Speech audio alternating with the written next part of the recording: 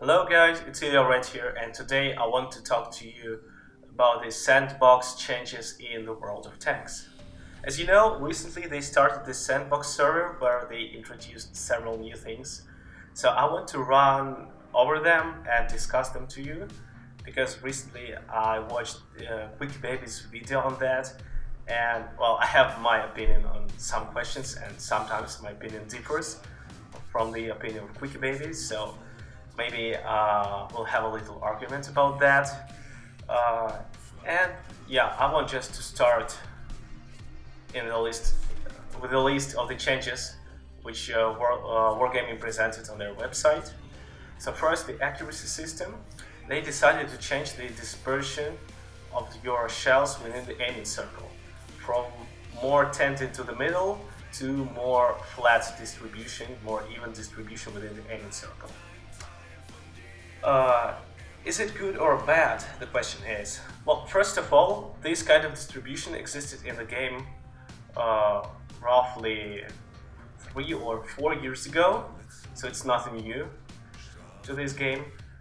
I heard different people saying different things about that, but most people say it's a good thing because it will kinda make the game more depending on skill rather than on luck. So it will make fewer snapshots possible.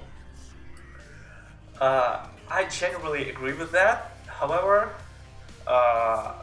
there are some problems with the tanks which are more like sniping tanks. Because we have some tanks like Leopard 1, AMX-30B, even E-50M when used as a sniper. Those guys will have serious trouble with sniping. And I would say that TVP is also in that group. But that's not the first, not the only point, sorry, that will make their life worse. Because then we come to another point, the penetration mechanics. So in addition to making accuracy worse, they decided to change the penetration mechanics. And by saying changing penetration mechanics, I mean that the penetration of AP and APCR rounds will start decreasing at 50 meters, now it is at 100, and APs will lose 18% of penetration at the 500 meters range, and APCRs will lose 23% of penetration at 500 meters range. And especially for that, I made some calculations, I made some math homework, and I really made a graph of what will the penetration go, how much it will decrease at a certain distance for Leopard 1, for MX-30B, for E-50M, and for TVP. And as we can see in the graph, that those tanks which are purely snipers like Leopard and MX, they cannot really penetrate much at 300 meters or at 400 meters, especially if we have worsened accuracy. But also, they will have lots of problems because if they want to hit the target, they will have to be closer to the targets, which means they will get spotted. And as they have no armor, then everything will just go in, and they will be rather useless. They will become rather useless. Even the current, one of the best, certainly, medium tanks in the game, the TVP, will become pretty much useless because right now it has really bad penetration. And trust me, I got 2 marks on TVP just without shooting any premium rounds. Well, if I'm not running out of ammo. So I was shooting my 248 penetration, and it was really hard to get 2 gold marks without gold ammo. But then I will just have no choice but to shoot gold, because I know that at 400 meters, at 500 meters, my penetration is around 200. Even T-54, the Soviet Tier 9 medium tank, will laugh at me. It's totally crazy. And even some E-50M, which has 270 penetration, almost the penetration of Guerrilla, just 9 millimeters less, will have serious trouble penetrating anyone. And same thing for Leopard 1 and MX-30B, but they cannot do anything in brawling. So if E50M has some armor, it can do something like face to face with the enemy. TVP has a great autoloader, so if you have some ally at your side, you can actually play close range as well. But Leopard 1, it's really hard for that tank to play close range. It's extremely hard. I'm not saying it's impossible, but this tank is really focused on sniping. And most of its damage should be dealt by sniping by mid and far range. And maybe some little portion of damage also in close range, but that's not like the most part of damage. And dealing damage on a large distance, on like 400 or 500 meters, will be barely possible. I mean, that sounds totally ridiculous to me. It will just mean that heavy tanks will be the kings of the battlefield. Because right now, the kings of the battlefield are the medium tanks, because usually they have like some armor, or they have better mobility, almost like a light tank. Which means that they can switch flanks, they can be anywhere, and sometimes they can tank, get some ricochet, and they have really DPM guns. Then it will be just the game will turn into a game about heavy tanks. And you know what? What will change for heavy tanks? Nothing. Because we will simply nerf all the medium tanks. I'm not even saying anything about the light tanks, whose guns will become totally useless because of this penetration loss. Because I have no idea who are you going to penetrate with your main ammo. And actually all the light tanks which have APCR as called ammo will become useless as well. Because then RU-251 with its heat rounds, which don't lose penetration, will become just this super light tank. So it is cool now, and it will become totally superior light tank later. So same thing will come to the medium tanks, and then the heavy tanks will be the kings. And you know what I will do then? I will just take my Object 260, I will load it with full gold. Yeah, I will play on Scorpion G and AMX CDC first, so I'll get a million credits, say in 2 days or in 3 days. And then I will just stay on with my Object 260, load it almost fully with gold. And then what will happen? You know what? There will be some enemies E100 in front of me, and my hit rounds will be like, oh, excuse me, you said you had some armor in turret, I didn't notice that. This is what is going to happen. People will start shooting gold. That is pretty much the only thing which will change. Also medium tanks, because most medium tanks have, well, top medium tanks have heat rounds as their premium rounds. Yes, they fly slowly, but they will penetrate at least, if you hit the target. So the whole thing will actually break the game economy. You'll need to play a lot on premium tanks, which means you'll have to buy premium tanks if you don't have one. And just so much crap is going to happen like that. I can't even find words right now sometimes because I don't really have a proper script for that. I'm trying to tell you about my emotions in real time. So that's not the whole thing. I did really criticize this whole thing, and now I'm going to come to the point which is called damage scaling. So Wargaming decided to increase damage of several heavy tanks. The T-57 Heavy gets alpha damage, T-110E5, FPU-215B, MX-50B and Kranwagen. They all had alpha damage of 400, instead they are going to get 440 alpha damage. Well, their DPM will be kept as it is, roughly. So their reload time will be increased proportionally.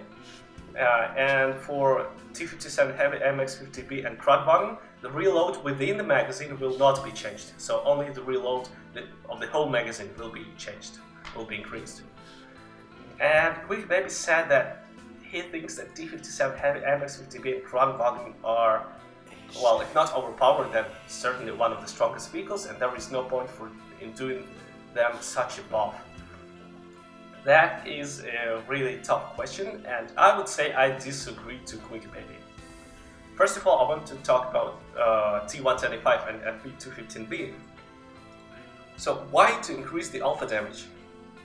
The answer is simple. Because the alpha damage of a heavy tank should be greater than the alpha damage of the medium tank. Otherwise, what's the point in playing heavy tank?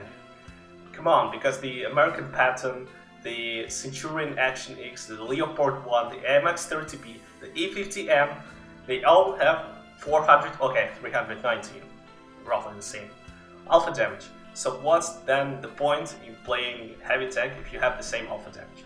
Heavy tank is called heavy because it has good armor and a good gun. So I think it's right that the heavy tanks have higher alpha damage. Next, MX-50B. Well, I don't mind actually giving it greater alpha for the same reason. Although MX-50B is a good vehicle as it is now, but it won't actually change much. So yeah, it will deal like 1760 damage instead of 1600 damage per magazine, but that is not really too much of a difference. I would say that the last two tanks which were changed, the T-57 Heavy and the Kranwagen, really need that buff, because those tanks actually suck. T-57 Heavy is a rather good close-range warrior, but come on, it's totally helpless on mid and far range. I mean, its aiming time is so terrible, its accuracy is bad. And its armor, it's a lock armor. You cannot rely on your armor on the T-57 Heavy. Sometimes you get ricochet from Jagdpanzer E100, and the next moment just Bulldog penetrates you in the front. And you never know where, and you never know why. So T-57 Heavy really needed a buff, because I think it was weaker than even Kranwagen. At least Kranwagen has a single good thing about it, the greatly armored turret.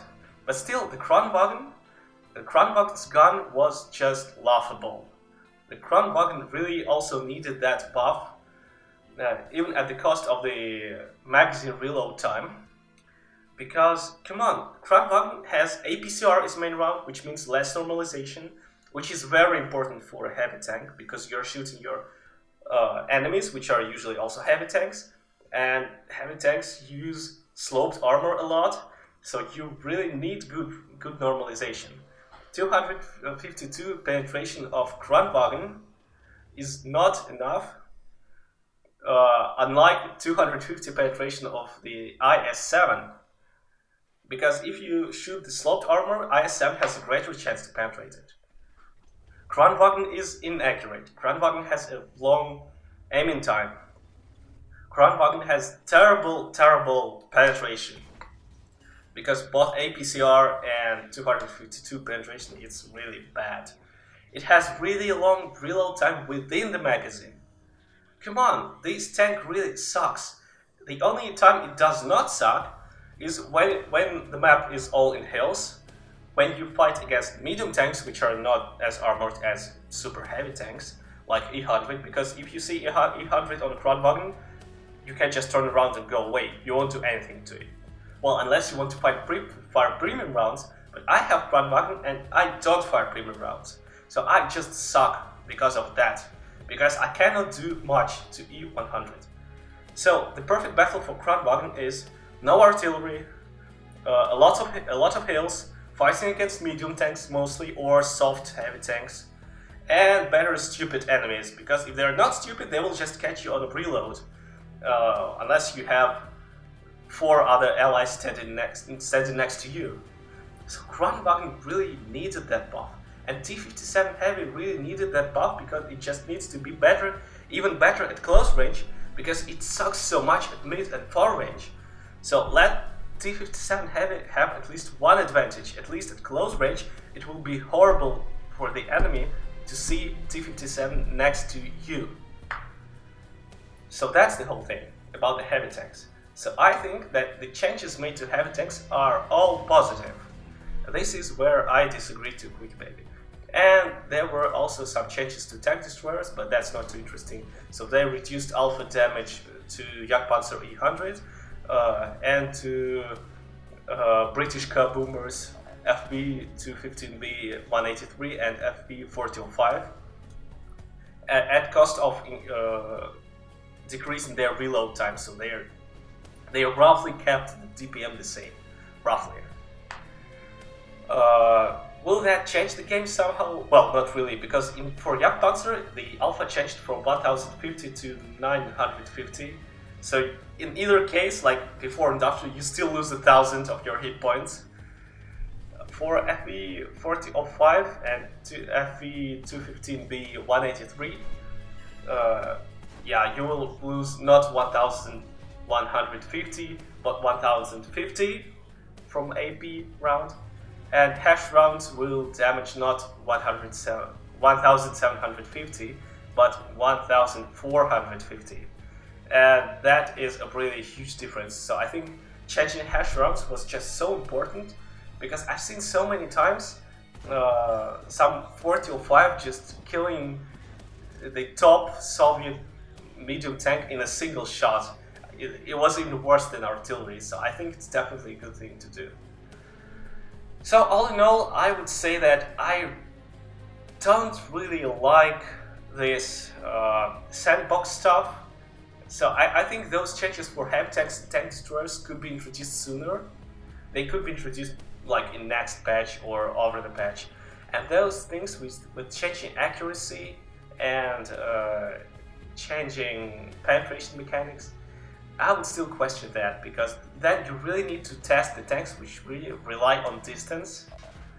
Because if some tank has really good accuracy, but is made for brawling, like Soviet medium tanks, they won't be damaged too much.